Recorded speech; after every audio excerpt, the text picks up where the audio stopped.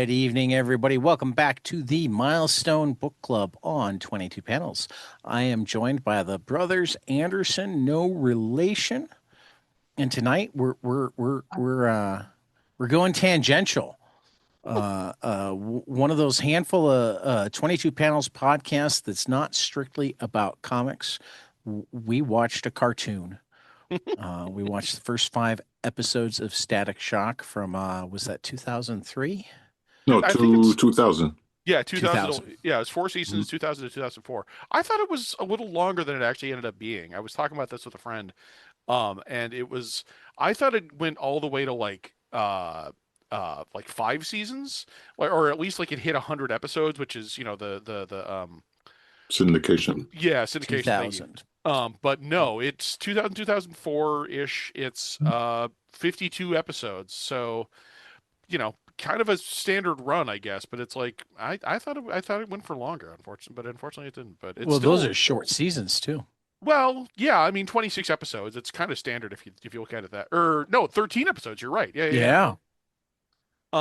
Yeah. I don't know. I mean, it sucks, but it's. I mean, to get right into it, I liked it a lot. I mean, we were talking about this. I mentioned that I had actually not seen it before, and you were kind of surprised by that. I Yeah, and was I hadn't either. So Marcus was the only one revisiting. Well, and to be clear, for me, sorry, Ted, I'll get right back no, to what you're please. saying. For me, I did not see it when it was on because I was like fresh out of college and doing young man stuff. You know what I mean? I was just kind of like busy, and I You were just I too wasn't cool for making cartoons. not well, no, not even. I wasn't drawing a hard line. It was literally just, I was in my early 20s and I in my first apartment and like I didn't also this is 2000 is long enough ago for you kids, all the kids that listen to 22 panels that you kind of had to be in front of the TV. I mean, you could like TiVo things, but for the I most mean, we part, do have a handful of kids that listen yeah, to that's what I'm 22 saying. panels because I I teach. know. I'm not questioning Yeah. your No, I youth just for audience. a second I was going to call out my brother Adam, but as a kid he's 42. Yeah. Yeah, no, but like I guess what I was saying is like it just totally flew over my radar, and you guys know how diehard of a milestone person I am, but I just totally missed that. It's not even like today where like if we had what information traveled the way that it does today, I surely would have seen somebody post about it and been like, oh Yeah, shoot, this there's a static TV show. 2000 is like just before the internet truly exploded. Yeah, yeah. Yeah. I mean, like you didn't even. I don't even think like high. I feel like I got my first high speed ish internet in like 2003, maybe, Yeah. I or think I maybe had it a maybe little oh bit 02. earlier, but my dad worked in tech. Yeah. Um, That's about that would be about when I got high speed internet, I think too, is around 2000 ish. So yeah, Yeah. no, same deal. So I have seen it before our current viewing, but that was like it had been out for years at that point. When I found Yeah, out. well, and also like this is a show where they start talking about having the internet in it. Like they're accessing the Yeah. web and like doing research into like, oh, we did this right. subway station closed and stuff like that. And it's like, oh boy, this is old school, not old school, Yeah, I but love I, it though. It's no, it yeah. was great. I It's will just say also that it does fit in with like I remember starting in the late 90s, mid to late 90s, like there were the competing afternoon cartoon lineups. You had your Disney afternoon that had your DuckTales, your Tailspin, Chippendale Rescue Of course. Rangers, oh yeah. Darkwing, etc. But Batman then the you animated had series too. the Warner Brothers afternoon had Batman the Animated Series and Tiny Toon Adventures and Animaniacs. And I That's definitely interesting. Wait, this did you have them on different networks? Because for me, in where yeah. I lived, they were on the same network. Like you would No, we had them have, on different. Disney huh? afternoon was on WGN, and the Warner Brothers afternoon was on WFLD, Okay. Yeah, No, no, I here it mean, was on 23. It had both. or maybe the other way around. Yeah. I interesting. don't remember. Yeah, no, they were competing afternoons for us. And Okay. this I mean, the reason that is as soon as the as soon as I heard the opening theme song, I started thinking of like Animaniacs and Tiny Toon Adventures. I'm like, okay, this fits in with the Warner Brothers afternoon, Yeah, yeah. Yeah, which no, that's was I was more of a WB guy than I was a Disney guy, but I did for a while. I was really watching like Rescue Rangers and I guess some Tailspin Yeah. and Darkwing Duck, but it was very much yeah, they were two Oh, different. that's see, interesting. Yeah. I was the guy that changed the channel because I could go from DuckTales, skip Chip and Dale in favor of Batman, and then come back for Tailspin. That was Yeah. my preference. Yeah, I think on our channel, the DuckTales, which I watched a lot, Darkwing, I think that stuff came on earlier, and then Batman would be like 4 p.m. or something like that. But yeah. Yeah, but this would have come on. I mean, that's the thing is I'm talking like we're all talking about stuff that we were watching in like the mid early 90s. Yeah, And yeah, yeah. this That was is yeah, earlier. and that's the thing. And Like this was this is 2000. just a little too late But for but me. those Yeah. blocks continued. Oh yeah, The yeah. which shows were parts of them changed, you know. Gummy Bears was one of the early Disney Oh God, afternoon, yeah. and Darkwing Duck was much later, and Those theme songs went hard, man. You had yeah. Gummy Bears bouncing here, there, everywhere, man. I mean, of course, DuckTales is timeless. DuckTales this time. It's Life is like a yeah, hurricane It here I do have to in say it's great that like Duckburg. the Batman theme is so intense and recognizable despite being completely wordless. Yeah. Like right, right. yeah, no, stuff like that. I gotta say, I do feel like this theme song was a little weak. I do know it changes in like season three, I think, of Static. It they get a different theme song apparently, so I'd be looking forward to that because I thought I mean, this you was have to think it's definitely. I mean, we just referenced it. It's definitely a different era, right? This wasn't yeah. even. I would say even in those intervening like 5 or 6 years from like DuckTales and all the other shows, or maybe more, to be honest. But whatever, like that. I do think that this was.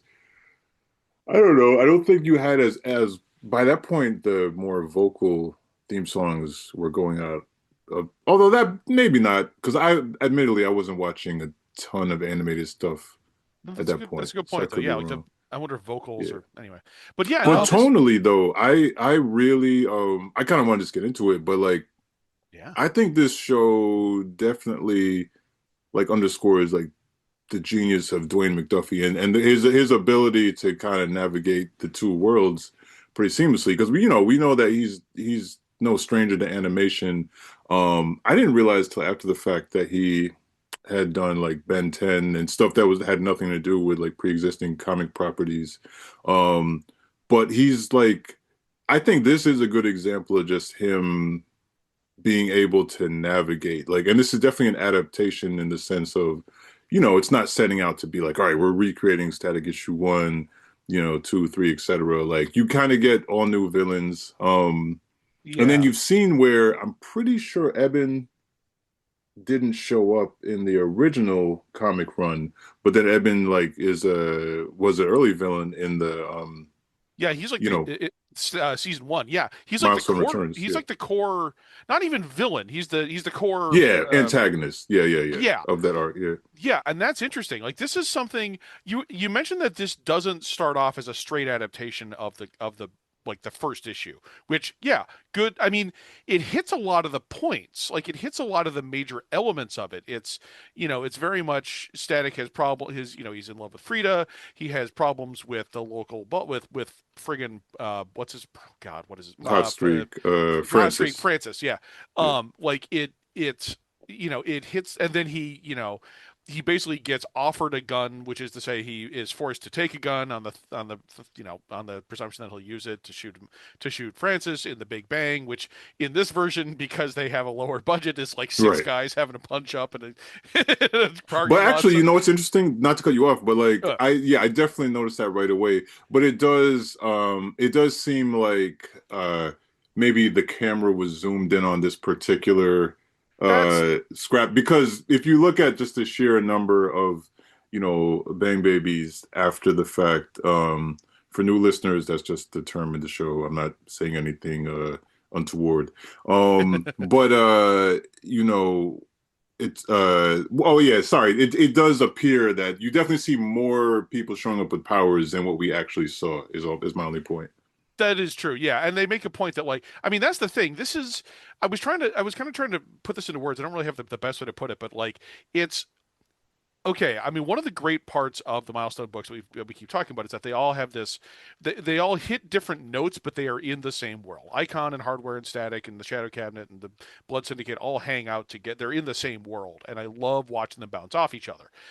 For a show that is explicitly just about Static to the point where you can't really bring in anyone else, that sucks in kind of the broad view of like, boy, it would be nice to also then have, Icon show up for a few episodes. It'd be cool to have Hardware pop in. If you I can't haven't have seen the that, entirety, but I do think some characters come in. I don't know about how well. I Actually, I mean, don't know. Batman does. Yeah, well, I yeah. mean, unofficial doesn't he does isn't it a thing where Static crosses over to Batman or like Batman Beyond? What's the No, I just know that Kevin Conroy as Batman is in 5 episodes. I'm looking at the really? IMDb. Oh, damn. Okay, well maybe I got that wrong. Well, in any case, I mean, the thing is though, No, for I as think much as he also crosses over to Batman Beyond, but oh yeah, he does that for sure. I know that much. But also, but also Yeah, I just noticed that Winnie Cooper is Frida. yeah. I had noticed that. No, I wanted to talk about the cast. oh, There's the some casting is another notable huge thing. people in the Oh, cast. Yeah. but just to finish my Danica thought, I McKellar. mean, what I was noticing and what I thought was really interesting is that like if you are going to have a show that is essentially just one of the Milestone characters, it works really well to anchor it on Static because he is like, he's the one who's easy and accessible for the kids to get into. He's the one who is he has there's a very logical way for him to get involved with like, oh yeah, there's other bang babies. Oh no, another kid is mutated and is terrorizing the school or whatever. Except it turns out he's not a bad kid because that's how bang babies work. Like it's an extremely logical start point.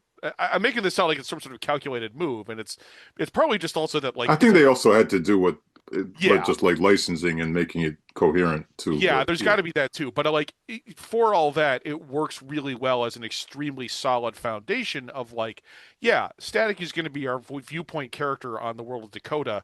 That works really well. It does mean that I mean, it's kids TV. They had to flatten out some of the nuances. They couldn't well, make that Hot. was where I was going. But yeah, go ahead. Sorry. Yeah, I mean, Hot Streak can't be a straight up obvious racist. He's more just sort of a cackling maniac who he's throwing He's still racist. explode. He's still He's he's still still racist. racist, but it's like it's toned I down. know it Like when I see it.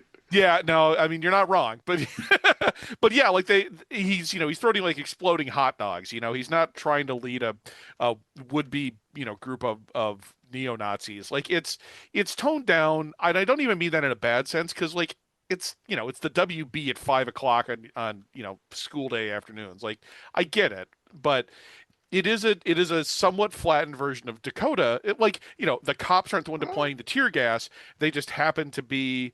Oh no, there was a bunch of like hazmat barrels in this yard where the battle was going down, and they blew up, and that's why everyone is No, bang no, baby. I'm pretty sure it's Alba related. I think it might come Well, in later, you're but no, you're right. I'm sorry. yeah, You are right that they had the stuff there. I totally forgot that Alva was even involved, which yeah, I yeah. guess I don't know. But yeah, I mean, this isn't me ragging on the show at all. It is just interesting to me what elements they had to flatten to make it work and to make it, I think, palatable to a to a WB audience. So no, I Well, like it a lot. It's interesting to see what they changed.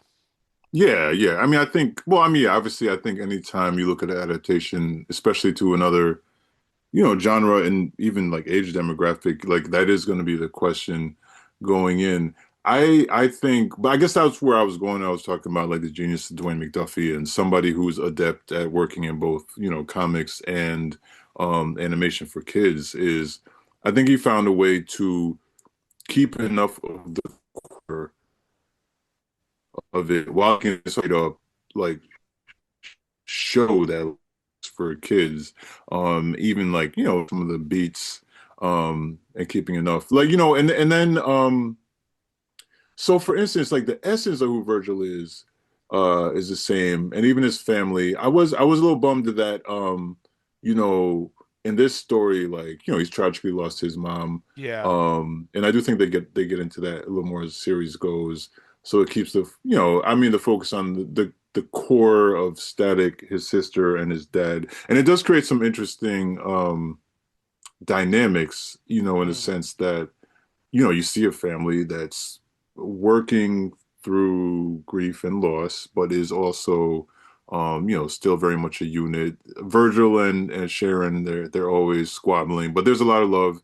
It's interesting too because there was definitely a big sister element to Sharon in the comic, but it's in the dynamic here is that and you can see where I think maybe because mom's gone, like Sharon is also like kind of like stepping up in a um big sisterly way, maybe in a nurturing way too, despite the fact that they're beefing with one another, and they're squabbling, you know. Yeah. I do. But I thought yeah, I like it. yeah, I sorry. I was just going to agree that I think that it was a really like. I do kind of wonder how much of it was just like, well, if mom's dead, that's one less character to Oh, design. 100%. I think they like for instance, Virgil's friend group, which I love from the comics, like it got whittled down to Ricky. I do think Richie, which Richie's great. Yeah, And I do think they do also, I'm pretty sure at some point they do explore him being queer. But or I'm do not. they? I That's the forget. thing. I tried to look into it. I don't think that actually comes up. I'm Okay, not. maybe I not. really. I don't quote me on that. I don't know for sure, but I think I. Yeah, I think it's mentioned as a thing that doesn't get addressed, which Oh, okay. doesn't Okay. surprise me, I stand unfortunately. But corrected. yeah, no, I yeah. Well, I almost feel like if the show was like, I'm gonna say like 10 years later, Oh, like they would 5 years have later. definitely, yeah, Yeah. yeah. Well, let's see. If we Yeah, think I about mean, it, it's so funny because truly what '09 is when, the Obama Biden administration finally like legalized marriage equality, and you really kind of saw it rippling from there when it came to like mainstream representation and acceptance. So yeah, I guess you're yeah. right. You said I'm gonna I'm say 9 years really, yeah, because I was just spitballing, but no, because I think it feels like oh, we've had like mainstream like queer representation for a while, but it's more recent than we would think. You know what I mean? there's Like, yeah, I mean the show that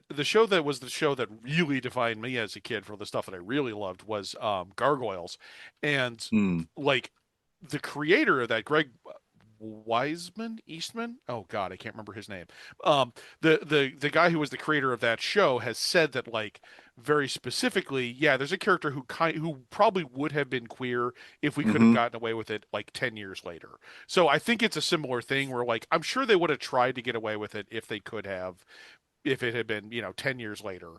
But yeah, it's that's the situation. But yeah, I also, I mean, looking ahead a little bit, so again, I didn't watch any of this. I kind of had to look some stuff up, but I know that they also give Richie superpowers later on. Sorry, spoilers on that. Shit, I should have. it's all right. I mean, Yeah. it's a 26-year-old show. Yeah, but yeah, it's a thing where like Richie has sort of a prolonged exposure to Bang Baby gas, basically, gets like I think he gets like inventing powers or something, basically, so he can like have gadgets and go out with Virgil and do stuff. But hmm like they find a way to make sure he stays important to the series even if he can't actually like do as much superheroing stuff. And I think that fits very well with the whole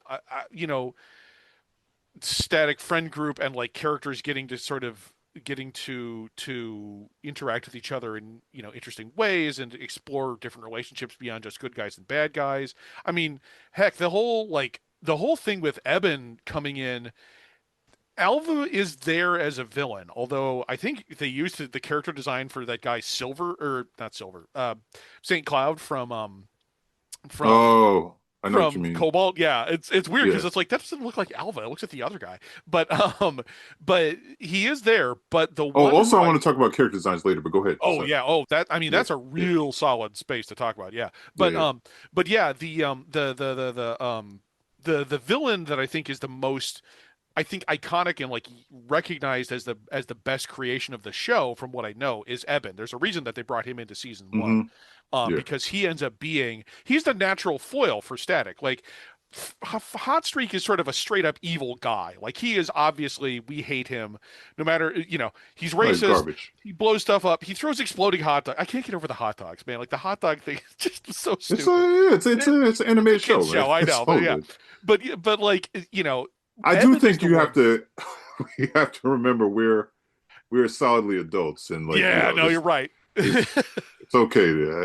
I try to dive back into me when I actually not to cut you off, but when I watch this, I really do think like I'm like, oh shit, I would have loved this like when I was in high school. Even as somebody who discovered Static as a teenager who was Static Sage.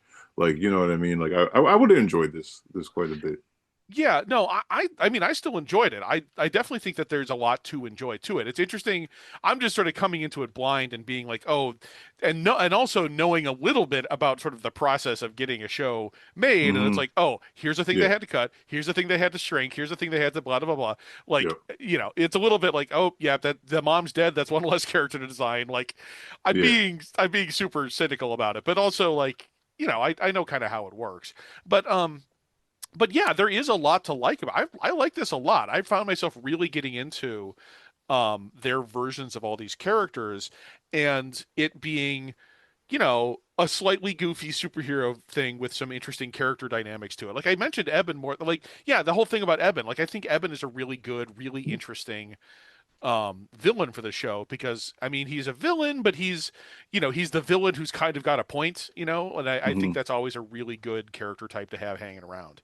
So Yeah. yeah, I No, actually, can I say to that point? go, yeah, Like, you're please. right, and that's where, yeah, because it's not like I think superheroes, villains, antagonists work the best when their powers are some type of thematic representation of something more, because it's Hmm. so easy just to be. I remember being a kid, and doing, my earliest comics and being like, oh, what is it?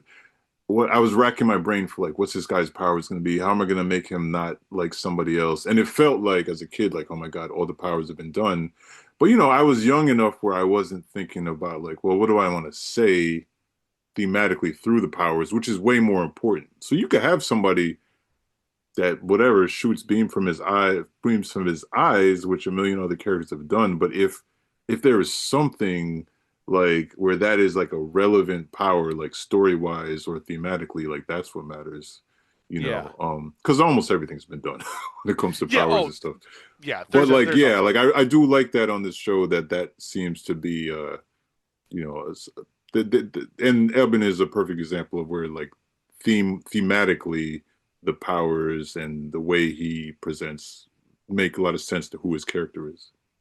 Yeah, I like Evan a lot. I also liked again, looking ahead, I know that Rubber Band Man sticks Hmm. around as a character and has some interesting walking the line of hero and villain. Yeah. Also Which I, played by Kadeem Hardison, yeah, who oh, was that's you were gonna mention do like casting at some point. yeah, Holy shit, this show's casting is yeah. It's insane. got an incredible cast. Yeah. Terrence Trent D'Arby's in that episode. Yeah, yeah, yeah. Like, I God, recognized Kadeem Hardison instantly when Rubber Band Man started speaking. I had to look it up, and that's when I started seeing everybody else that I recognized. oh God, yeah, no, it's like this show's casting is so is so good. It has such a deep well of characters to draw on, people to draw on. God, yeah, no, oof, man. Um, but yeah, like I knowing that they have this.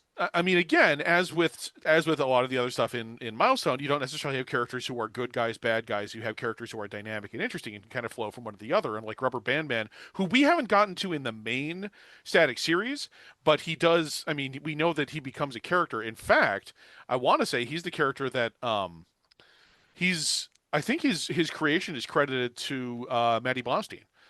Hmm. Because I think she wrote the issues of Static that he first appeared in. Don't quote me for certain on that, but I kind of think that's the case. So anyway, Okay. um, In the original run, is that what you're talking yeah, about? in like yeah, it's like Static number 33. So like Okay. we stopped at 25 or didn't stop, but Yeah. so yeah, we haven't gotten there yet. But that's when he first appears, which of course is before Cool. the actual show did. So yeah. Nice. So yeah, I'm curious to see how he gets handled there, but having looked ahead and knowing that he is a character who walks the hero villain line in a way Hmm. that sounds interesting, again, it's like, yeah, that's a milestone. That's a milestone thing right there. That's a milestone strength to Yeah. have those characters who can do that. So, Yeah, I yeah, want to talk about that for a minute because like I really like he was that was episode 5, I believe, right? And yes, then yeah, what I really liked about it is, with cartoons it can be very formulaic. It's like good guy, bad guy, which you just alluded to the fact that he like walks the line.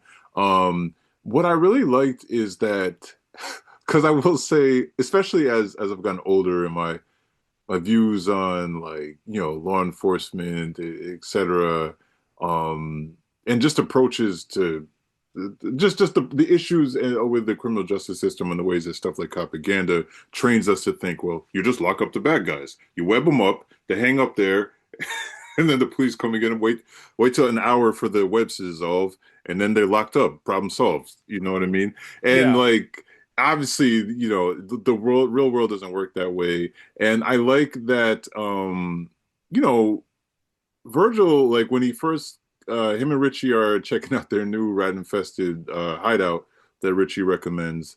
oh God, And yeah, really, they they see like Rubber Band Man chasing Ice Pack, the a big poppin' rapper's yeah, limo as it's driving away, and from what Rubber Band Man is saying that he has been wronged and slighted in some way, but they haven't quite revealed it yet.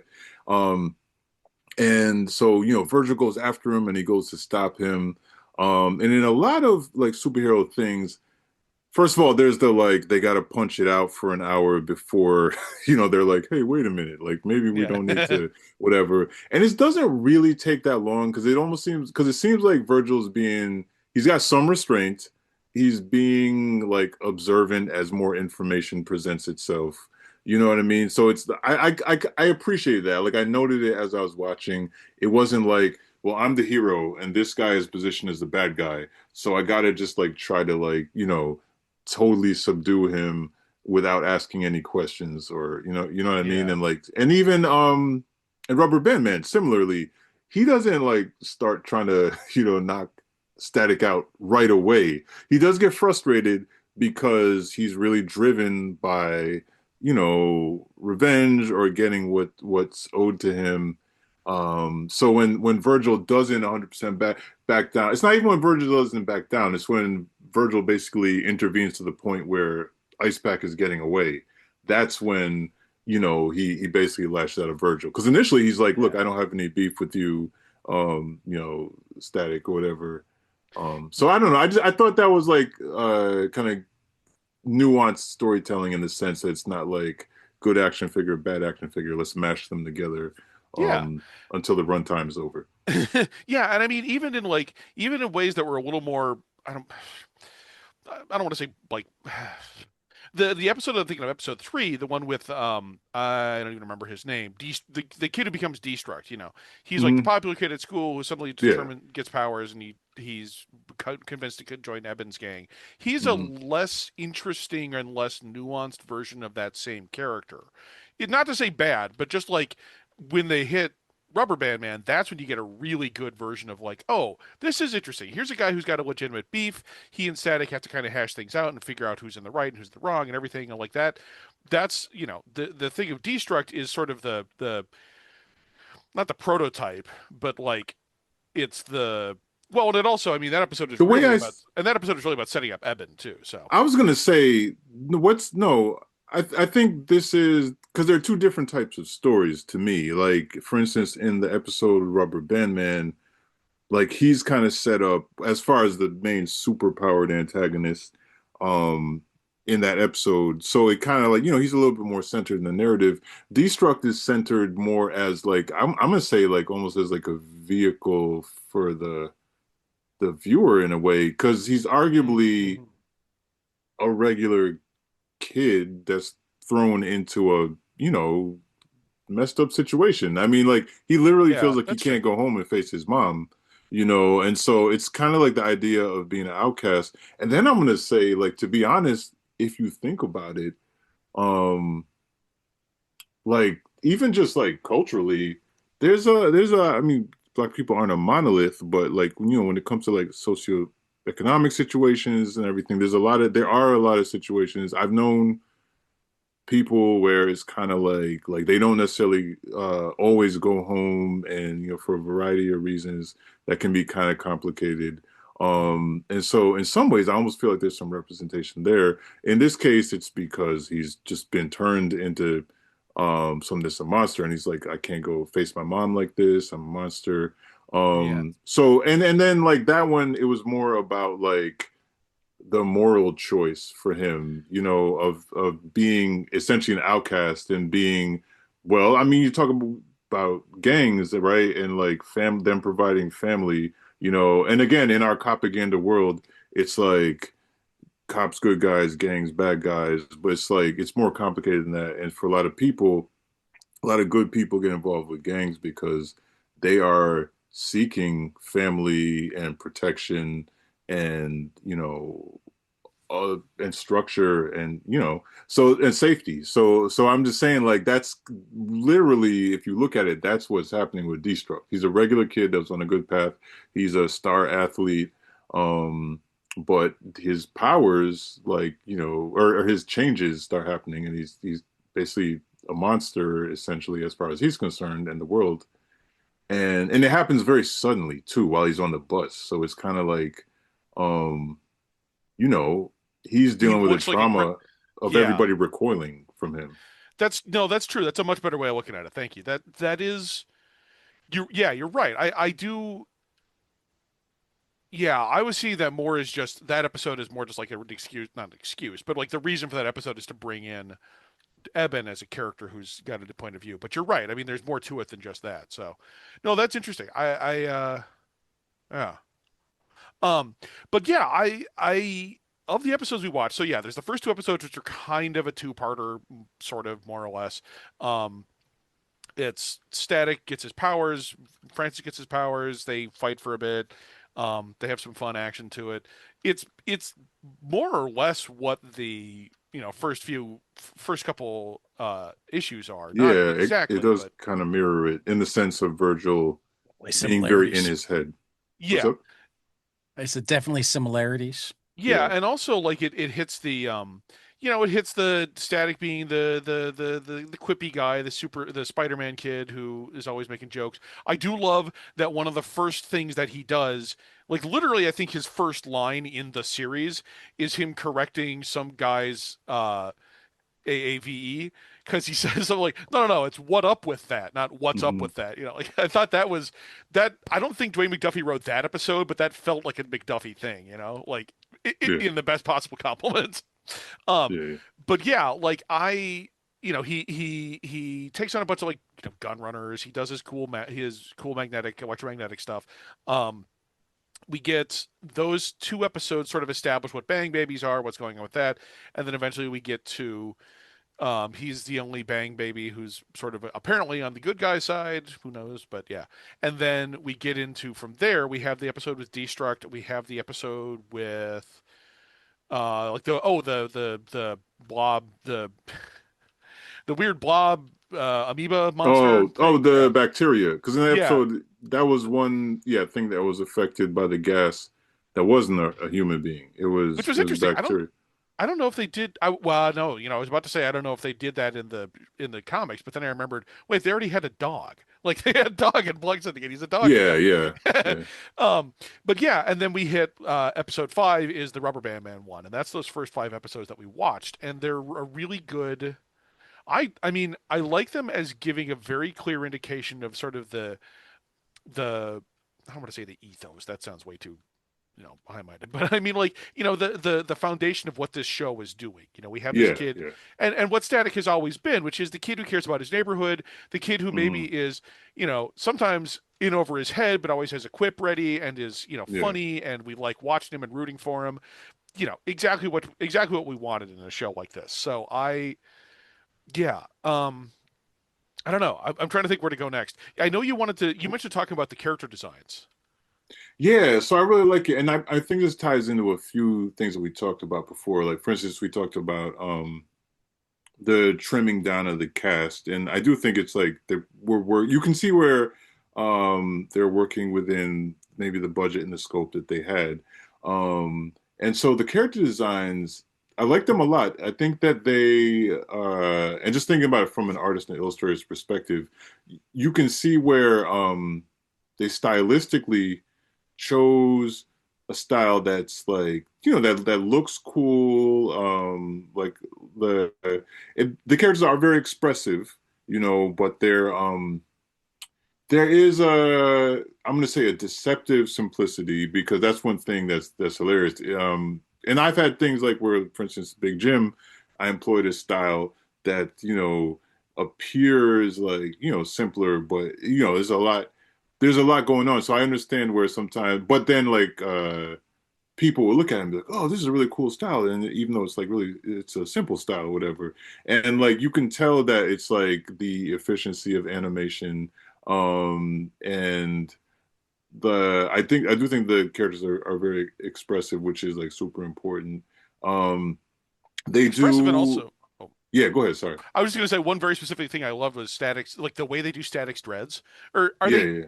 However they do his hair. Dreadlocks. Look, They're this is hilarious to me, because I will say, even going back to the original, I love John Paul Leon. I don't quite know what he intended initially. Like, you know what I mean? Because it's kind of one of those things that's kind of in between. People over the years have definitely decisively made them locks, and like on this show, they are. Yeah, yeah. He's got dreadlocks on this show. and Um, they're great. yeah, It's a great silhouette. They yeah, work yeah. really No, well. Yeah. definitely, yeah. Which is super important in character design, for your Oh God. character in silhouette to still be recognizable. Yeah. I don't. Yeah, I'm not even a visual artist, but I've done like comics classes. One of the first things I do is talk about like, yeah, you got to have a silhouette that you can read, and then I just draw like Bart Simpson's silhouette, and every kid is like, yeah. oh, yeah, Exactly. Yeah. And like I like his costume on the show. It's like they took because he's, when you think about the different versions of Static over the years, he's had several different one. The Usually a coat is one standard of, and that goes right back to issue one, where he had the yellow coat over the blue costume. hmm But this one's cool. This is like a version. This is almost like a bridge between some of the versions that would come later, because yeah. it kept the coat. It added, a little bit more elements, because his original comic book costume was pretty simple, right? Like it was That pretty was like much the kind of the. It was the black body stocking. He had like the lightning yeah, bolts, and he had the. with the lightning bolts. I Yeah. love the baseball cap. The baseball cap was one of my favorite parts of that Yeah, show. yeah, yeah, yeah. Yeah, Um, definitely. So, Yeah, I do. I mean, it's interesting that they gave him those kind of chunky gloves because I can't imagine those mhm, being fun to animate, like panel for frame to frame. Like that's got to be a yeah, pain in the neck to do those gloves. But they were, yeah, I mean, they were cool. But it was just like, really, you don't want to just go with like silhouette glove hands or something. yeah, Um, but yeah, I like the costume is great. I do love that. It had, like you said, I think the coat is great. Um, and like the character designs in general, like the Rubber Band Man, again, going back to him, what an ideal character to have in your animated show, because then you show the guy stretching, you show this, the sliding and the all that stuff. That's really that's got to be a blast to do. yeah, Um, and like I think Francis was maybe taken a little, I don't know, I was about to say taken too far, but like he's the villain, you got to take him pretty far. You got to make him exaggerated. Um, but like everything is again like simplicity, not in a negative way at all, like in a sense of like, yeah, you want it stripped down to a point where you can see the silhouette and you can get the sense of who this character is just from the very like moment you see them. So no, I think the character designs are great. The versions that you guys saw, did it have a thing where like at the end of every episode but just before the yeah. credits they had a little sped up sketch thing With where it the was art, some yeah, artist? Yeah, I love that. That was great. yeah. It um was really cool. Were um those Dennis Cowan's hands? I'm They not looked I like Dennis sure. Cowan's hands to me. And I know Could he have been. directed a bunch of episodes. I would have been surprised just because I feel like that would have been probably the, one of the rank and file animators, as it were. But I don't actually have any idea. I'm just guessing. Um, but Yeah. yeah, I that's a good question. Actually, I have no idea. Either way, it was really cool.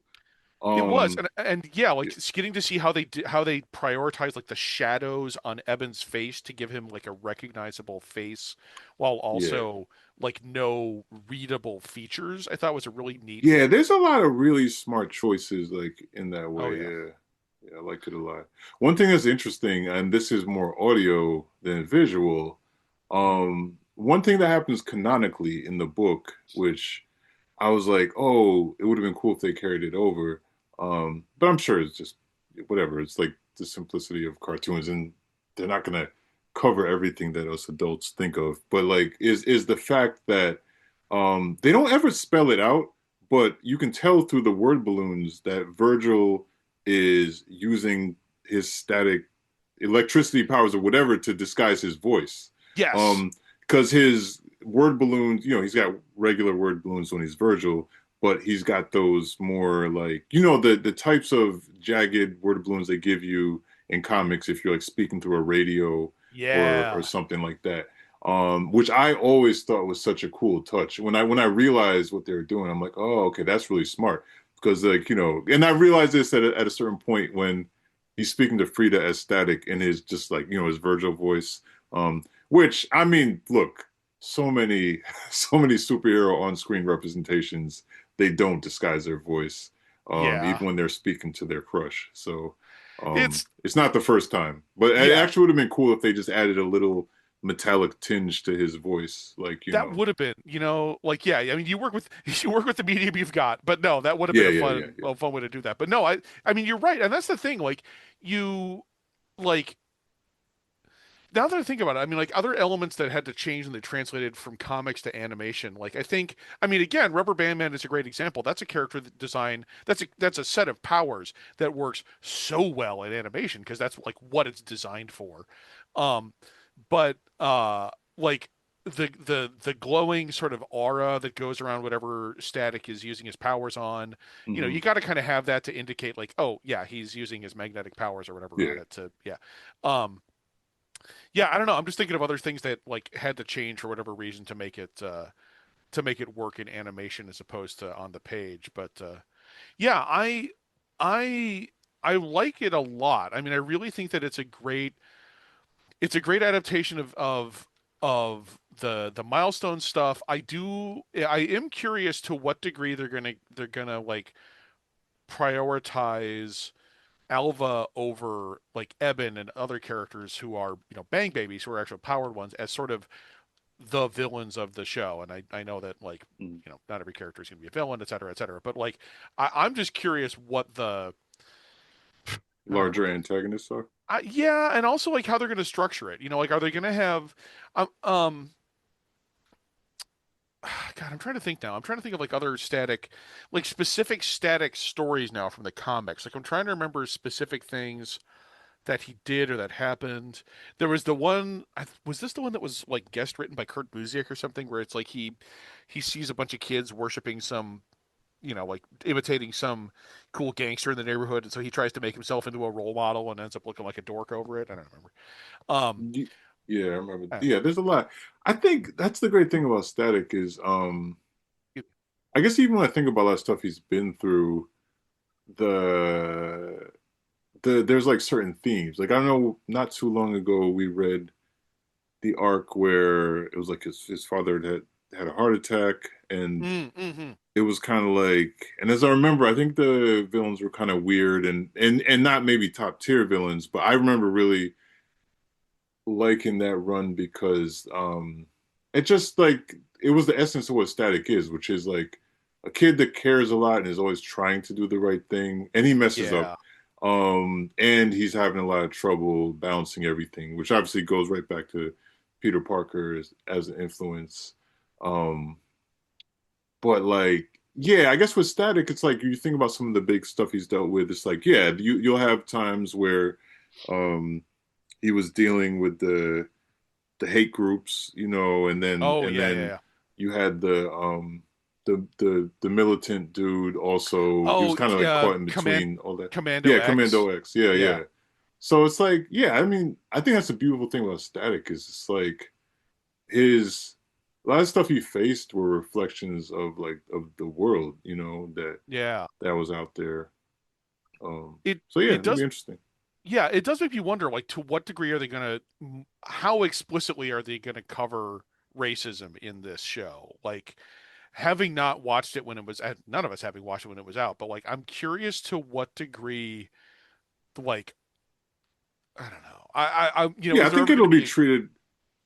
I have seen I've seen a little bit further ahead, so I think there's hmm, definitely one episode where it's dealt with, and I won't spoil it for when I think it's not too long after this, um, but it's kind of yeah, like it's not like the hardcore violent white supremacists that Virgil was facing. It's more on a person to person basis and navigating a situation. I kind of um figured it would be, yeah. so they definitely don't not grapple with it. But I do think that they can't get as deep into it as like the book will. Because the one thing that I told you back when we reviewed issue one, and I noticed this back in when I was in high school, I really appreciated because there was a little piece of my lore. you know, I I definitely knew some white dudes in high school that you know thought that they were, blacker than the black kids because they had their starter jackets, they had their whole costume, um, and and they affected their manners of speech and being in a way that you know automatically signified blackness, apparently. But at the same time, I did see some of these same kids, when you put them in the right situation, will say the most racist stuff. You know what I mean? So it's like Yeah. it's the classic example of wanting to be black, but maybe not caring about the people, and also just kind of like not wanting to be black, not wanting to have everything that comes with it, wanting the Yeah. outward trappings. And in the comics, Hot Streak slash Francis, that's exactly who he is. Because it's not Yes. even like later on, it's not even like he comes back and is racist after he's been thwarted. It's No, like it's like right the out the gate.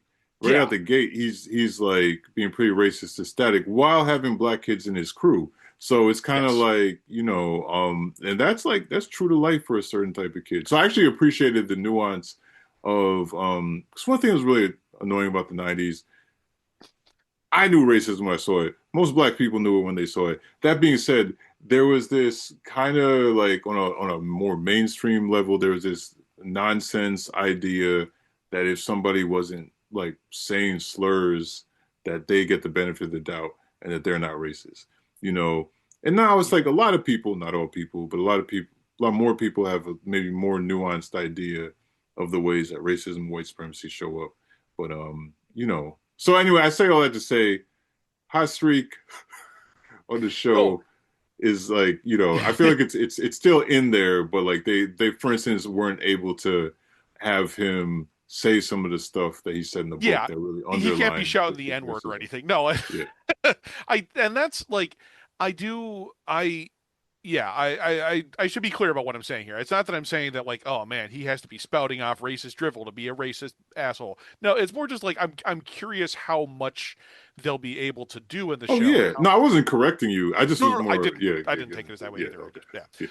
Um sorry for apologizing at each other about this. But but yeah, I it's there was something else I was going to say in there. I I finally this is gonna I feel bad about how long this took me, but I finally saw Sinners for the first time this weekend. Okay. Yeah, I yeah. took me way too You're ahead long. of me. I still need to. Oh my Tad, what are God! you doing, Tad? I don't know. It's got vampires. It Why does yeah everybody say that? It's look, this is a work of art that should be appreciated by everybody, and it's a beautiful thing. And Ryan Coogler is the man. it But I anyway, believe you and I agree with you and I will watch it and but like I if it don't helps, if it helps, it is an incredible, powerful period piece. Um, that's got really compelling characters, and the vampires are not the central thing. They're a thing that happens, and there are even like see thematic I layers. There's thematic layers to them being vampires, but it's not just about like this is a vampire movie, if that makes I sense. that I get and that part is why I will see it but the person that's known me the longest and watched the most movies with me and is one of the people that's recommended it. I Okay. asked him the straightforward question because it's the only Quentin Tarantino movies that I've ever only ever seen once. Compare it to Dusk Till Dawn Hmm. because I can handle Dusk Till Dawn until the vampires show up and then I'm done. Okay. And he said I might have to like watch it in the right mood. Okay. Okay. I was so worried that I was going to be yelled at for being the guy who took this long to watch Sinners. I mean, Sorry, I'm not to, jokingly yelling at no. Tad, but he No, also I mean, he also. I feel bad for not having watched it. I mean, No, no, particularly since no, it hit no. streaming, It's all I've good. been meaning to watch it. You and Joe Illidge recommended it how long ago? It's been on my list. The soundtrack is amazing. I've listened to the Yeah. soundtrack Oh, that's lots of cool. Okay, you're times. up All on right, me. I still you haven't. get extra credit for that. Yes. Yeah, Um, I still haven't listened to the soundtrack. So yeah, no, Oh, I no, get no, that. let's do it immediately because it's Yeah, like yeah. let's stop this. Let's stop the podcast here. No, I'm kidding. I'll do No, it. I mean, I don't know if it'll demonetize or mess with ooh, 22 yeah, good panels, point. but you know, I yeah, would. the one time, and it didn't actually get taken down, but the one time I ever got like a YouTube notice for anything was when I played apparently just barely too much. I didn't get Yeah. any like it was trying to remember the specific uh event in like the world that had me decide to play music over Tyler talking about the event recently. But one of the things that I played was the intro to the Monkees, and I played just enough of it that I got the notice from Copyright YouTube strike. about. Ooh, yeah. Yeah. But not for the other song that I'd used. So apparently I didn't use too much of that song. Yeah. Anyway, just to get back to her. Yeah. Yeah. Yeah. No, no. No, I having finally, watched it, like there's that line in there that like, everybody love us, nobody wants to Hmm. be us. Yeah. That's Yeah. the Yeah. Yeah. yeah, and That's that is exactly that. super real. Yeah, it's the entire Yeah. point of that, and that's absolutely the thing that's a part of that. So no, No, I it's everybody loves the blues, but the problem is they just don't love the people that make yes, it. thank you. Yeah. Yes, the Delroy Lindo's line. Yeah, I, God. I I love the blues and the people who make it. Absolutely. That's what's Yeah, up. no, I was it's yeah, I'm curious to see exactly what they do with Francis and how to make and how they keep him. I'm going to say keep him relevant, but like what exactly they do to him as the series goes on, because they they could do a lot with him, or they could just kind of have him be a nuisance who shows up, and I have no idea what the plan is for any of it. So I'm Yeah. really curious what they do with him. Um, I arguably don't necessarily think he has to be oh a no, I don't think recurring villain, it's not that only I think he. because, yeah. Go ahead. Oh, no, no, no. I'm just gonna that I think that's all, only just because it's like even in the comics mechanics, like for instance, like the classic thing is like Flash Thompson, which obviously at a certain point, Flash is going through all kinds of permutations. Side note, I've been reading the arc where Flash is framed by Ned Leeds for being Hobgoblin, which is a and then Okay. and if Flash is on the run, it's a great, crazy, weird I got Spider-Man to tell you arc. that one of the only Venom runs that I enjoy is the Flash Thompson Venom. They'll work Okay. for me. Yeah, yeah. But Rick that's the thing. Remender. Yeah. So sorry, I totally went on an No, ADHD it's side quest. But what I was really saying was that And I've been holding off my ADHD side well, I quest. know, look, I fight mine all the time. But no, what I actually was talking about is the fact that like in that classic motif, especially back when Peter was in high school, Flash was a recurring bully antagonist. And I think by the time you get to Static, they weren't as reliant on like, Hot Street's got to pop up all the time. And I appreciate that because I can't stand Hot Street. yeah, And I feel yeah. like, He's yeah, I no, almost feel like his role was served just in the opening couple issues of Static, where essentially Virgil has to dig inside and figure out what it is, what's his block, mentally, Mm. that's like preventing him from really standing up to his bully, you know. So it's almost like when Virgil beat him the first time, it was like dealt with. And then he does pop Yeah. back up as his true racist self in his racist final form, you know, and Virgil, you know, has to stop him again. But Right. I don't necessarily know that hot streak is interesting enough. That's I think it's more what yeah. he presents for our hero as an obstacle than him being a character that needs to be a like he's not like a Green Goblin to me, Right. you know. And I mean, now that you mention it, I kind of forgot that in season one, what they do with him, which I think was an interesting attempt to twist it, he like joins up with the feds, right? Like, isn't that the thing where he shows up and he's Oh, you're suddenly, right. Yeah. yeah, Yeah, he's that's suddenly right. Yeah. working for, it's not Alva, it's some other, Right. There's like some like anti-metahuman they're locking up all the kids and yeah, he's aiding them basically. yeah, and that's, I mean, that's an He's interesting. ice. It Yeah, God, it essentially it is. is. Yeah. But yeah, like that's what they did to make him relevant in the season one series, which I think was an interesting swing. I mean, I kind of forgot about it until we just talked about it, but I was like, oh yeah, shit, that is what they did, and it did it was an attempt to keep him interestingly not scary, but just villainous, like Yeah. yeah. So yeah, I think I think you're right that he doesn't need to stick around. It's more just like I'm curious what they'll do to, Right, because right. presumably you make that character design, you're gonna have him show up at least a couple times. It's Oh like yeah. yeah. So, but yeah, I do think Eben is the real breakout character of the TV show of Static, as Yeah. like the sensational new character find of the year 2000. So I want to see what they do with him. I mean, you'll notice like in that theme song, it's Rubber Band Man shows up, Static beats him. I think isn't it Hot Streak shows up, he beats him, and then Yeah. Eben shows up, and he's the real like threat for five Hmm. seconds, and then he Yeah. beats him too. But they also So do the intro thing where, you know, and a lot of shows did this where it's kind of like, look, we got to just mash it together. But because the way right, they cut the intro, he looks at the alarm clock. He's like, I yeah, got to get to school. So it literally looks like he beat all the villains on the way to school and still right, made it on exactly. time for homeroom. Which again, Which that's a is great. it's like cute little like yeah little animated intro type thing. But Well, it gives you the sense of what the character is, what's important to him, right, what's the relationships he's got going on. I mean, you think back to the classic Batman the animated series opening, yeah, you're emphasizing like his stealthiness, sort of his ability, but like the fact that just he's hand only to ever seen hand. in shadow. Yeah, the hand to Yeah, hand, and also that it's, he's silent protector watching over everything, whereas Virgil's like a kid in school, he's got friends, he's got a community, and that's his uh, milieu, I guess. I don't know. yeah, That's the thing that matters for him, and I think that it suits the show perfectly well. Um, definitely. yeah, I shoot, I don't know. I don't really know what else to say about all this. Like I like One Well, thing it's I time for my ADHD tangent.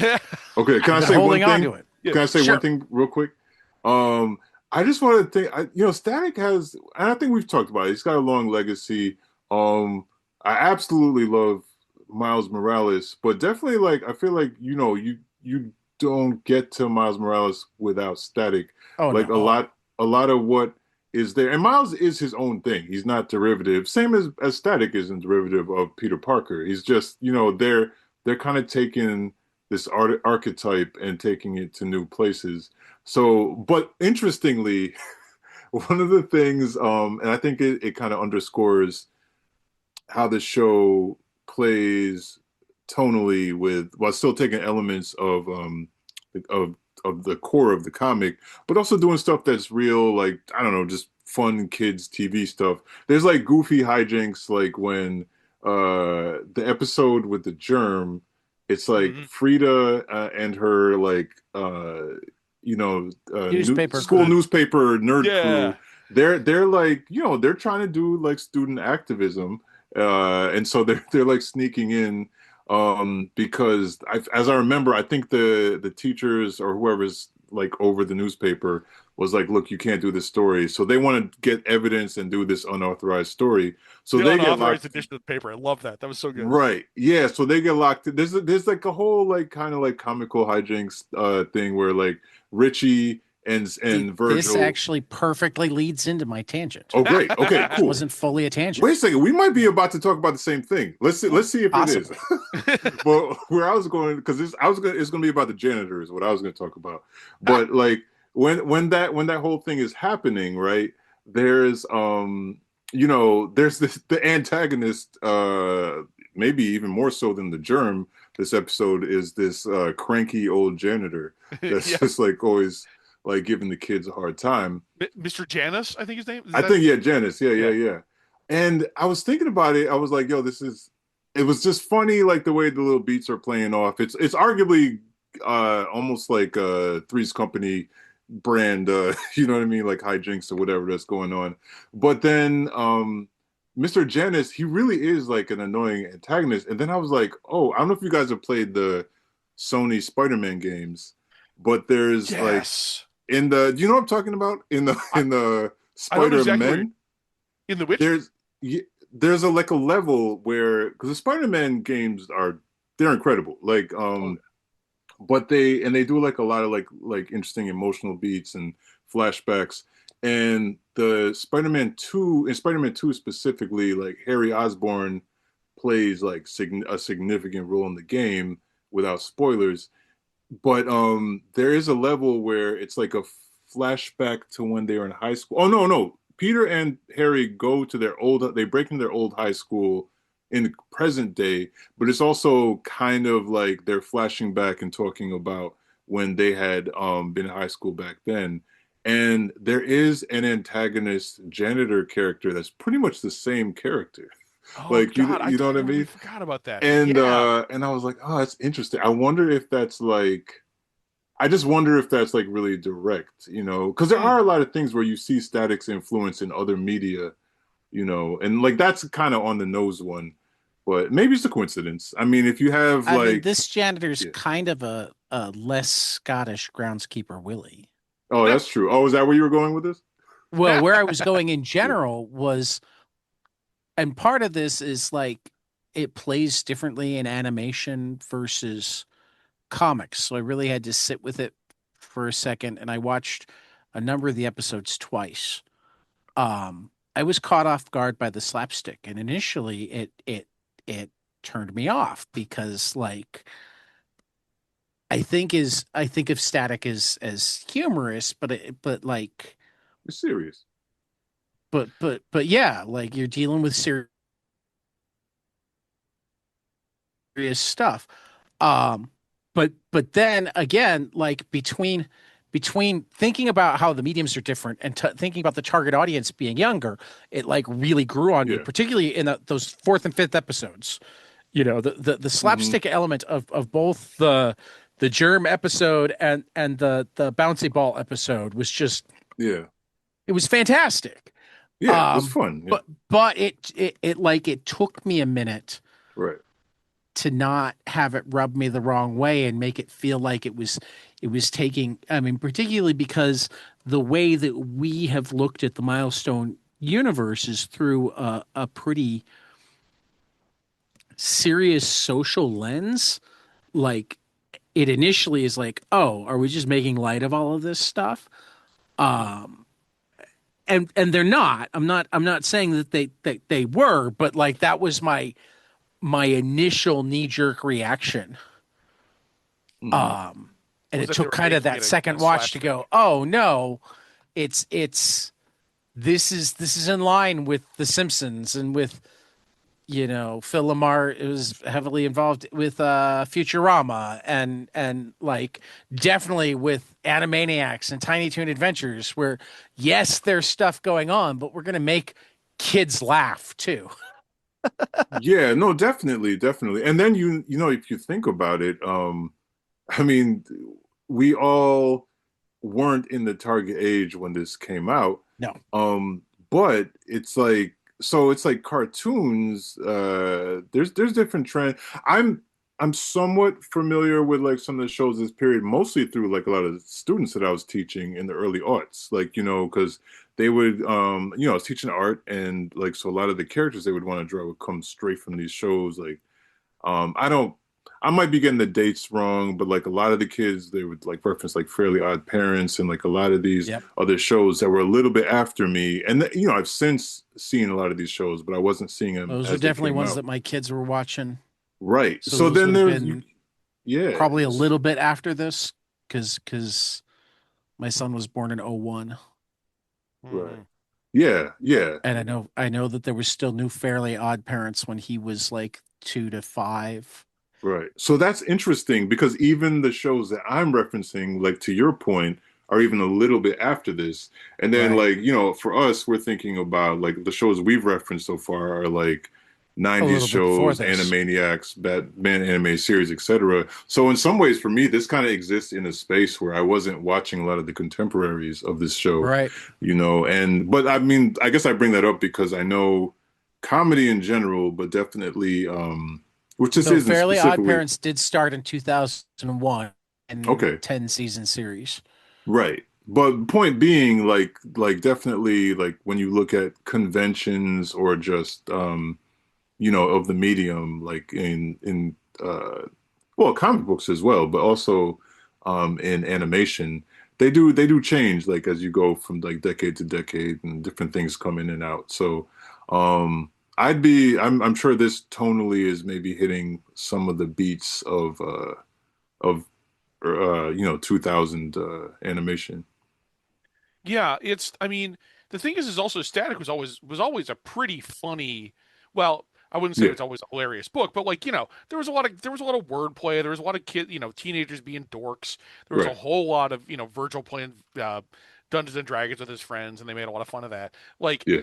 it was a funnier series than a lot of even the other Milestone series were had funny bits to them. Oh, there's Um, definitely, yeah, there's humor. Yeah. yeah, but yeah, I think that it's still got to be funny. It's just in a different way, and I think it translated largely well. I was also kind of caught off guard by it, I guess, but it wasn't like yeah, it wasn't It looks off-putting. like it might have actually kind of kicked off that second round of Warner Brothers animation because Well, Justice League Unlimited or Justice League started in 2001, Teen Titans in 2003. And actually, Dwayne McDuffie played, was there for Justice League as well. yeah, Yeah. and now that I I think about guess it, I mean Batman that's Beyond started in '99.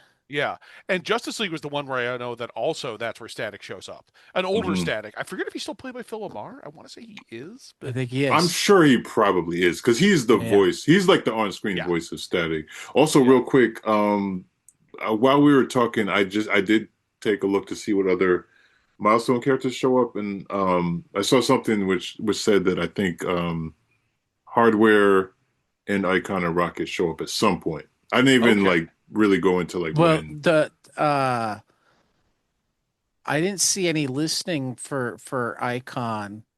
I didn't actually see any listing for any of them when I was going through the characters, but I did see in the trivia is that the place where Static's dad works is like the Augustus Freeman Community Center. Mhm. Huh. Interesting. Yeah, I can't remember what his And I dad. did Oh no, he notice at works at the one point they hospital were there. on the corner of Milestone and Cowan. Yeah, and also Yep. there's like when he's looking for Eben's subway station where he's hiding out, it turns out to be Milestone Station. Yeah, no, there's Yeah. yeah. Yeah, Milestone Station was the Milestone and Cowan Oh, was street it? That's where signs. the yeah. Yeah, yeah. No, that makes sense. Yeah, it's like I would love to see there be more Milestone stuff in this show, but it's it's very complete unto itself that it doesn't really need it. So I'm okay with it being Well, kind I of mean, just that it is the did Static Show. it did also catch me off guard to have Alva Yeah, Alva's in changed. there, but also like again, I was so confused. I'm like, that's Alpha, and the mayor too. The Right. mayor looks nothing like she does when she shows up at Right. Icon. I mean, that was more of a minor thing, but it was also just like, wait, that's the mayor. She's got like the, she had like Oh, the, wait a second. I'm seeing something that contradicts that. Maybe Hardware doesn't. Anyway, it doesn't matter. yeah. No, I, We'll see. I'm, I am very curious to know what ends up showing up, but I I did also, see that Shaq and Carl Malone were in later Carl episodes. Malone. Shaq doesn't Carl surprise me Malone. as much as Carl Malone. Carl Malone, Well, ac I don't even actually, see what's Carl Malone being able to emote. Like, see here is what wow. I thought was particularly interesting about the Carl Malone. Mhm. Let me go pull up the episode again. He must play a cowboy Um, character.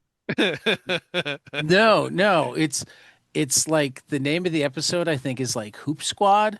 Oh, that makes Uh, sense. Okay, okay, okay. Yeah. and, That's not my go-to out of 90s basketball players though. well, and he plays himself slash some villain. Okay. Oh, Um, that makes sense. but what The caught Jazz let, were villains. Sorry, let go me ahead. let me go find it. Oh, Coolio was in an episode too.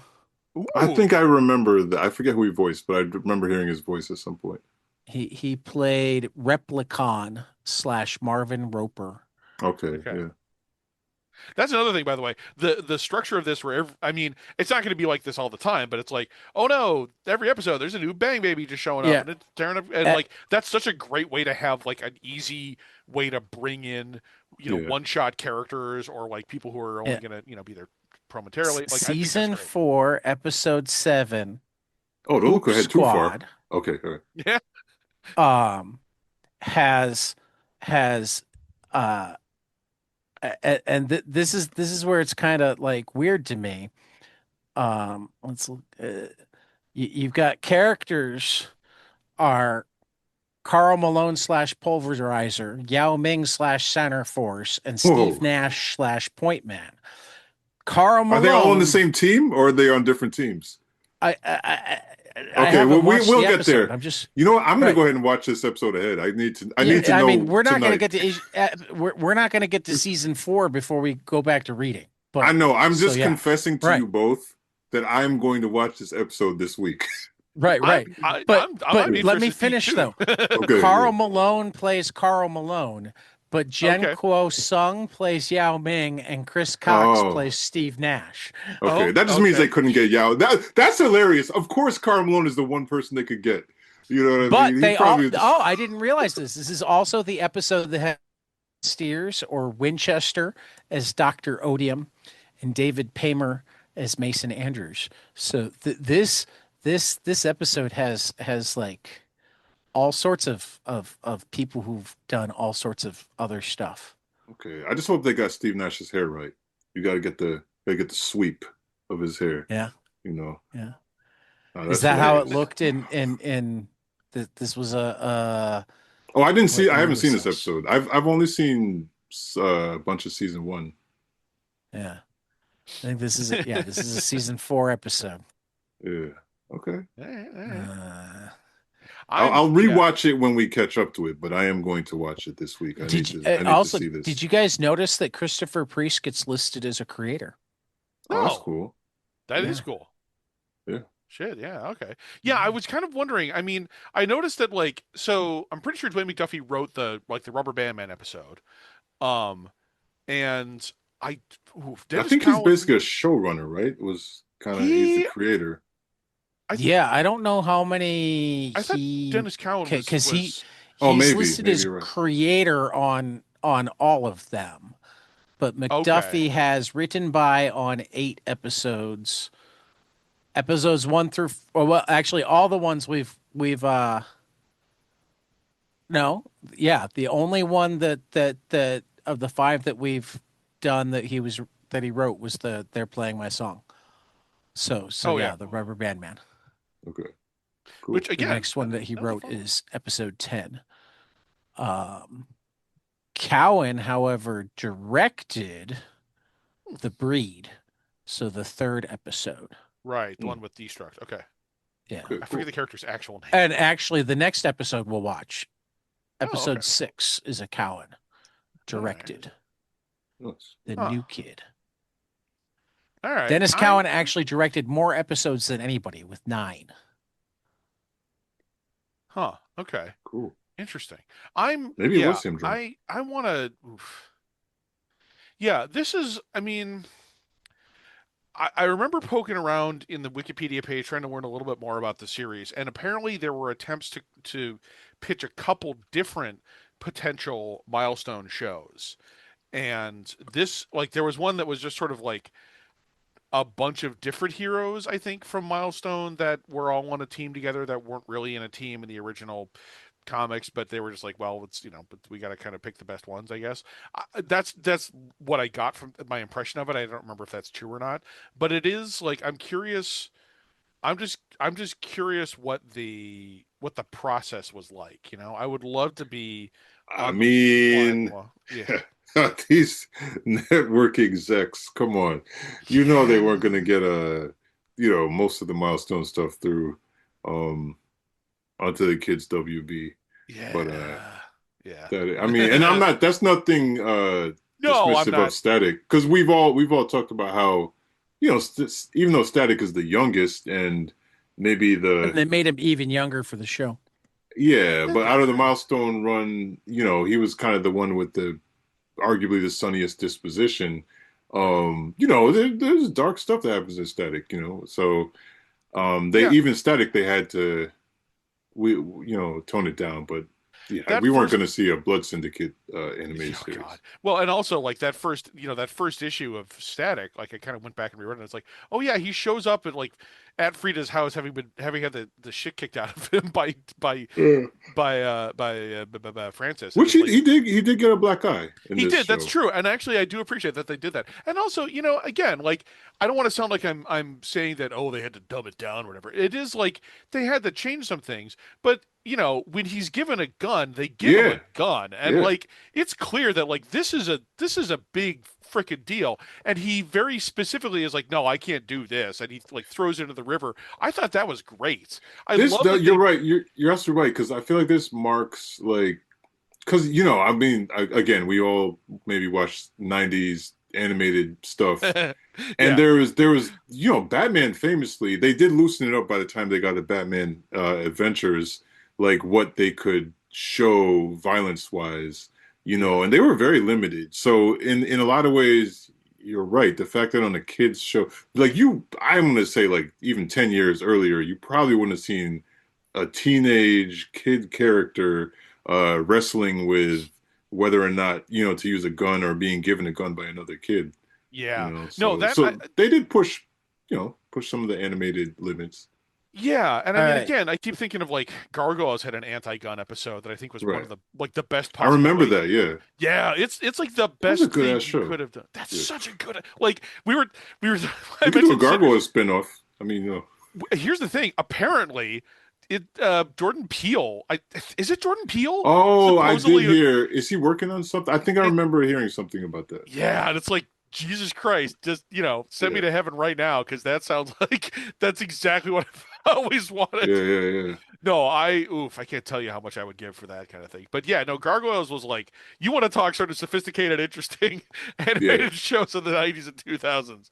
But yeah. yeah, that's a separate conversation. That's true. That's true. That kind of disproves my point too. But yeah. No, no, no, no. I'm not sorry. I didn't No, mean it but to I'm sound like saying like it's cool. I don't need to I don't need to be perfectly right about it. And that's actually I forgot about gargoyles. That's well, all I'm Gargoyles, saying. yeah. I mean, yeah, for the tangent for a second, like there's an episode where, for those who haven't seen it, just to like do a quick up to speed thing, the Gargoyles are these guys who have literally they were alive 1,000 years ago in ancient Scotland, and they get brought back to life in modern day New York, and they befriend like a cop, which it's 90s TV, you got to have a good cop on it, I guess, but she's a biracial cop anyway, and it's a thing where she like forgets to lock up her gun as she gets home Yeah, I remember that. and yeah, one of the characters gets a hold of the gun, is kind of waving it around like a kid, and he ends up accidentally shooting her. And then he ends up hating guns so much that then Yep. like his sort of recurring villain character is this gun smuggler who, Yeah. God, I love that. Oh. Can we do a Gargoyle spin-off series? Like, can we just start that That's what way? I was gonna say. I'll talk about I'll rewatch Gargoyles and talk about it if I you will guys want watch to. the shit out of Gargoyles. But Yeah. yeah, like the fact that they kept that in Static is again like hugely to the credit of the original series, and also the credit to the people who are working on it, to realize, yeah, you got to have the gun. You got to have it, make it real, that it's like it's not just, oh, I'm gonna go beat up Francis. It's like, no, give him a gun. It's got to be a thing where Right. you realize just how much is at stake and how much it matters for Static to say, no, I'm not doing this. And then, he's still in the fight. He can't really leave easily, so he gets hit with the gas and yeah, yeah, yeah. But like, yeah, I cannot tell you how happy I. This sounds weird. I can't tell you how happy I was when he unwrapped the thing and there was a gun in there. It's like, oh yeah, they're doing the gun. Sweet. Yeah. um, Yeah. yeah, Also, another Marcus Black movie reference, but like when he throws the gun in the river, that's that's also a nod to Juice. Juice was yeah, yeah, yeah. which was 1992. Which I guess would have been a year before Static debuted. I never even thought I don't I know of Juice. I've never seen it. No, that I wouldn't be surprised at all if that was in their head to make that a thing. No. Yeah. Um I it feel like there's a lot of after Juice, there was a lot of like when the character had to make a choice about violence. and he throws Throwing the your gun gun in. in the river is a good, it's a nice cinematic way to underscore their choice. Yeah, I'm trying to remember. I reread that episode or reread that issue because I was trying to remember like how does that happen? Like what's he doesn't throw it in the river. There's some other no, he has it in his hands. I forgot about Hmm. that. He actually like points Yeah, it he at was aiming Francis. it. Yeah, yeah, Yeah, and you get to see down the sight. And that was I mean that was also really good in its own way. And that was again like using yeah, the using the medium in a really cool way. Like I think that was a really hard-hitting moment for him and they just did it in a different way and I think both of them worked really well for the medium that they're in. yeah. Yeah, I didn't expect to like this as much as I did. It was a little bit slower than I expected it to. I mean, I say slower. It's just like I'm used to, Futurama style or like Simpson style rapid fire every moment is a joke or whatever line. And like this is or I'm used to well, even when I rewatch Batman the animated series, I'm like, wow, there's a lot of kind of slow shots where not No, much there's is happening. patient. There's very patient stuff. I've been watching a lot of Batman the anime series Oh recently, god, and yeah. there's a lot of slower stuff. Well, and it's Um, also like, yeah, I mean, now that I think about it, the parts of Batman the animated series that really stick with me, like the first Two-Face episode, there's the whole sequence where he's meeting with his yeah, therapist and he gets like hypnotized, he's like transforming almost in the chair. God, yeah, yeah. I forgot about that stuff. Um, I did want to mention, speaking of Batman the animated series, did anyone else, this is such a specific question, did anyone else think at a couple points looking at like moments where something was either exploding or like on fire, did anyone else think like, huh, that looks way more like not high resolution, but like that looks way more well animated than the rest of the series? I wonder if they just reused some of Did anyone else, am I the Some only one who noticed that? Yeah, I it didn't. didn't. It didn't jump out to me. It, there, I'll look for it when we watch again. there's like two moments. There's like one is in the one where he goes into Alva's like building and like he blows up the console in the guy's face. Hmm. Like something about one or Are you two saying it looked more realistic, or? not realistic, but like the way that Batman the animated series, the really good Batman animated series Oh, yeah, yeah, episodes yeah, yeah, would yeah. I do got you. explosions, which I guess was really based off of like how like Akira was doing explosions. Like Right. how high end anime was doing And explosions. Batman definitely had like they were animating overseas in Asia, definitely. Yeah. Like, yeah, so No, for sure. And that's I mean that's kind of what I wonder about is like I wonder if they got to not reuse, but like borrow some maybe. cells for doing stuff like that. I don't know. I have no idea how the business works. I'm just curious about that. Yeah, yeah. Um, I wouldn't be surprised. I mean, it's all well, Warner Brothers, I guess. yeah. Well, and it's also like I'm just thinking about like you mentioned them animating overseas. Like, yeah, Batman the Animated Series was one of the first series. It might have been the first series to do a an Akira slide reference. Yeah, Robin. Yeah, yeah, yeah, Yeah, yeah, yes, yeah, yeah, yeah, where he's yeah, doing the slide on the bike. And I yeah. think there's some famous Japanese animator who like for years was just like doing random shots that require like really really good betweens in like Hmm. someone showed me a reel of his stuff once and it's all like minor shots from like a Tiny Toons episode, an episode of Animaniacs, like Hmm. the Clayface transformation episode and the two-part thing that introduced Clayface, like that's Yeah. this guy. And so he was always just he never like I don't think he ever like, directed a movie or did it, major animation on anything in particular, but he did all the really complicated shots in between a bunch of other stuff that Hmm. like years later you look at like, "Oh my God, who animated this?" And it's Oh, like, that's fascinating. You yeah. don't remember his name, do you? I could No, look it up, but yeah, I mean specifically, like very specifically, one of the things I remember he animated in the two-parter that introduces Clayface in Batman the Hmm. Animated Series, towards the very end, there's the bit where Batman has him in like the TV station room where the walls are all TV screens. Oh yeah, yeah, yeah. Yeah, yeah, and And he puts yeah. he Go ahead. puts all his different roles up on the screens, and then like Right, Clayface right. starts like involuntarily transforming. That scene specifically was Oh either animated by like I guess not. I mean, it's more than just one guy animating, but you know what I mean. Like I think he was the the head animator or like yeah, yeah. the the keyframes or whatever. I don't know the specifics, but yeah, I want to say it was that like that was one of the things that I saw. Someone like a few years back on Twitter or something shared a reel of like all his major or like most recognizable shots, and that was one of them. So, I um, think it's criminal that animators don't get more oh my god, recognition. It's so I mean, obviously now there's high profile cases of yeah. them being and this is what was it like this last week or maybe the week before, like a lot of the top Marvel Oh, cinematic universe like concept artists and VFX, stuff got laid off. And yeah. it's like I think if they're going to try to replace them with AI, Oof. like I sincerely hope that, or you know what they're probably going to do? They're probably going to try to have like a smaller.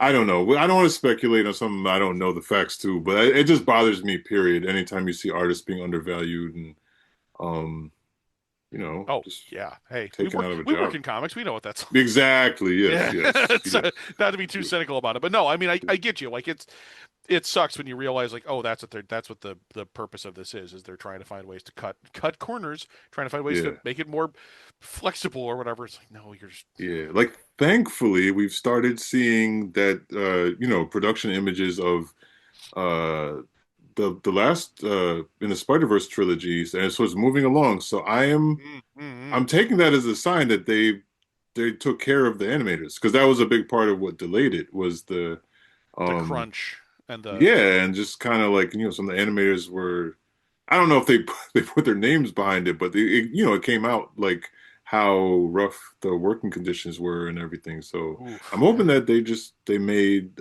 concessions and they're taking care of them. yeah. I don't know It, if I it read looks as much incredible about though. I that. can't wait. Oh God, yes. I mean I just that. hope they're taking care of the animators. Oh, Jesus. Yeah. It's, All yeah, right. burnout being extremely real. I remember, God, the story that was all over the place just a couple weeks ago where it was about like Jim Lee suffering from burnout. Jim fucking Lee, head of DC Comics, is like being burnt out on stuff for that. Artistically, Yeah. Or like or that's kind he or said just the something job. about like, or just, I think it was more just like, this is why I have to move slowly on some of the things because he's still doing pages for like, the Batman, the Hush 2.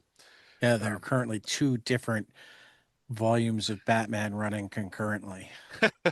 and yeah, Hmm. apparently a lot of the slowness on that is because Jim Lee. I thought he had some sort of health issue I going mean, I'm on sure too, there's that though. too, and it's like that also kind of I'd same love to deal. see. I just was on Free Comic Book Day. It was I was tabling next to like a comic friend of mine, and we were nerding out about like all kinds of stuff, and we are talking about like a lot of X-Men stuff. And when Jim Lee came in, he was talking about how he loved like Mhm. how in that era, and Jim Lee kind of always had his statuesque characters, but like there I was a didn't little realize bit he of had 9 kids. Good God. yeah. Okay, the burnout is definitely real. I'm sorry, what were you saying? But there was a lot like he was just talking about Jim Lee being like a little looser and a little freer because now he all his characters are like they literally look like they're chiseled out of granite. You know what I mean? And they're like Yeah. a statue with more colors applied to them. So I almost feel like I'd love to see what would happen if Jim Lee freed himself up to be I don't know a little looser and what that Last could look like. summer, he was diagnosed pre-diabetic, result Mm, of decades of poor decisions and work Man, habits, way you're too really little mm. sleep, way too putting all much his stress, business on the and way street. too many late night carbs under deadline.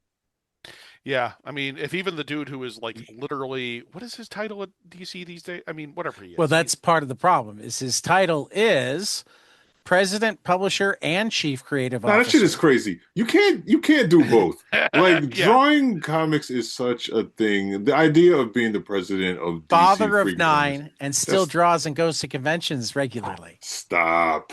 good God. Can't do that. Like, look, this is a PSA. This is a PSA from 22 Panels and Marcus Kwame Anderson. Like, if you are drawing or writing comics or editing comics, you gotta balance all of that sedentary, punishing hours with some type of efforts towards wellness, because Well, it and really will, it can wreck you. So you gotta, this is from his statement. The biggest adjustment has been losing the fifth gear I used to rely on from 10 p.m. to 4 a.m. to grind that powered books like Justice League and Suicide Squad. Now I cap drawing at 1 a.m. and force myself to work during the day on weekends. But those hours are Oh, only 25 to 40% as productive as my old late night form. And oh then yeah. beating I God. say myself all up this because knowing that I draw 7 days a week as well, and I do right. try to cap myself, but yeah, Oh, And also, this is where he says, I shouldn't be too surprised by this. Getting older is a constant for us all. And that's where we should remember that he's not yeah. remember young. No, your I He, mean, he was a grown man when I was in high school. right. I still So have those old issues of him on X-Men. Man, that got me back Yeah. into comics. I had great fortune. I just happened to have, this is back in the days when you would get your Marvel subscription straight from Marvel in the brown paper. I just happened to have a Spider-Man subscription when McFarlane came on, and I just happened to have an X-Men subscription when Jim Lee came on. So I just was, as a kid, I just, I was already enjoying the series, but then I was like, who the hell is this? Like, and I just opened up these books that just felt so new. Yeah, you got to see the stuff that was like, oh, this is changing everything right now in front of Yeah. my And eyes. it wasn't like I caught some industry buzz and I was like, I gotta check out the next issue of Spider-Man. I just happened to No, have it just those be subscribed to those books in the mail at that right. time. yeah, jeez, wow, what a time. Yeah. Well, Um, yeah, when we've started talking about Jim Lee and McFarlane era Spider-Man in Yeah, our yeah. Milestone podcast, it's probably the indication that it's time to wrap up. Right. uh, yes, you're not wrong. Yeah. No, And I mean, regarding our previous conversation, I'm just gonna go draw some more when we're done with this. So yes, it's yeah, probably a good idea. I'm burnt out on actually just like a long day at work, so I'm just gonna be Me doing something too. else. But hey, So Yeah. so for the brothers Anderson, no relation. This is from the Milestone Book Club, though this time it was the Milestone Watch Club, as it will be and for the next and couple of also, months. I was about to say, are we gonna just keep watching Yeah, I stuff? think let's so. Yeah, do season one. yeah, Yeah, I like that. Let's do it. yeah, So five more episodes, and then I think three episodes, something like. Let me go check. yeah. If 13 season episodes one's per. 12 Yeah, episodes, then maybe we'll just do 7 episodes. But if it's it's 13, we'll do. it's 13, so I think we have to. Yeah, well, whatever. Okay. Because I did notice that there's one that's 15. Yeah. They don't have the even numbers for their seasons. Yeah. Mhm. Okay.